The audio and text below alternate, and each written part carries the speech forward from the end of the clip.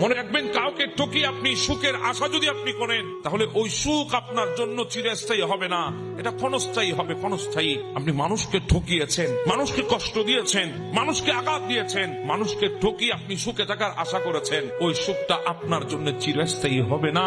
মনে রাখবেন, আমার আল্লাহ দয়াবান, কিন্তু আমার আল্লাহ ন্যায় বিচারক। প্রত্যেকটার হিসাব আল্লাহর কাঠগড়ায় আপনাকে দিতে হবে। সেদিন কিন্তু আপনি রেহাই পাবেন না। যাকে ঠকিয়েছেন হয়তো সে আপনাকে ছেড়ে দিয়েছে, কিন্তু আমার আল্লাহ আপনাকে ছাড় দেবে না। প্রত্যেকটার অনুপারমাণু হিসাব আল্লাহর দরবারে আপনাকে দিতে হবে। হ্যাঁ, দিতেই হবে আপনাকে।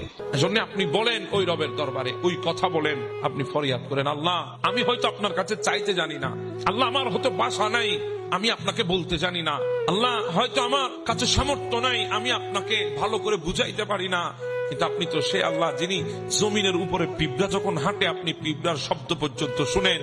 আমার দিলে কি চলছে আপনি কি শুনেন না? আপনি ফরিয়াদ করেন রবের কাছে। যদি ফরিয়াদ করেন, দেখবেন আপনি পৃথিবীর শ্রেষ্ঠ নিঃস্ব হলেও ওই রব আপনাকে এত দেবে, আপনি সেদিন রাখার মতো জায়গা পাবেন না।